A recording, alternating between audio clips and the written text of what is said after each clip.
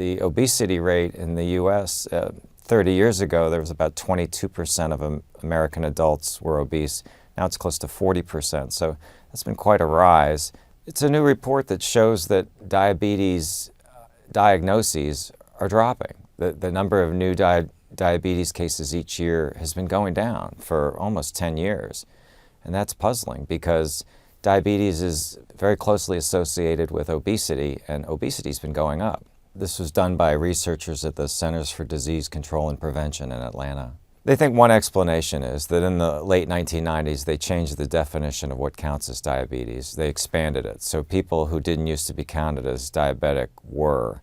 And for a while, for at least 10 years, that meant more and more people who in the past wouldn't have been counted as diabetic were added to the numbers.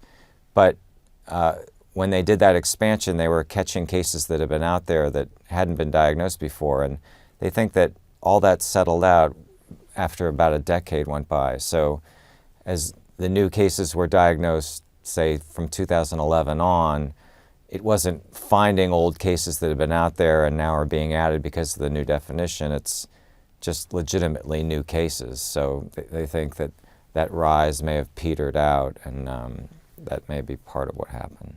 There's another thing that may have happened. There was a switch to a blood test, the A1C test. The test is much easier for patients to use and doctors to perform, but it may be having some false negatives. It may be missing some people. Another possible explanation is the diagnosis of prediabetes. More and more in the last 10 or 20 years, when patients who are heavy and their blood sugar is changing, but they're not quite bad enough to be called diabetic, the doctors are being more aggressive and saying, hey, you have prediabetes, you got to exercise, here's a prescription for a lifestyle change. These things will help you head off becoming diabetic. Maybe that's paying off.